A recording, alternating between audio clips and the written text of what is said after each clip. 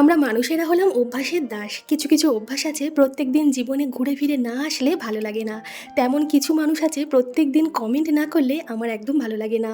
টিনা ব্যানার্জি প্রায় প্রথম থেকে আমার সাথে আছে, প্রত্যেক দিন কমেন্ট করে, একদিন কমেন্ট না পেলে ভালো লাগে না।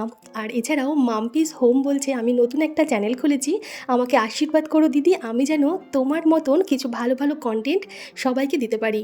টিনা ব্যানার্জি আর মাম্পির জন্য আমার তরফ থেকে রইল অনেক ভালোবাসা, অনেক শুভেচ্ছা।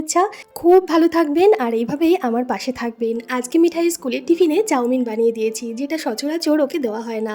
চাউমিনটা খুব হালকাভাবে বানিয়েছি, হলুদ ছাড়া, ডিম ছাড়া আর কোনো রকম সস বা ভিনেগার ছাড়া। প্রচুর পরিমাণে সবজি এতে অ্যাড করেছি, যেমন গাজর, বিনস, বেগুনি, বাঁধাকপি, ফুলকপি, মটরশুঁটি, এছাড়া পেঁয়াজ। আর তার সাথে দিয়ে দিয়েছি 4 টুকরো শসা আর একটা কমলা লেবু, সাথে 1 বোতল জল।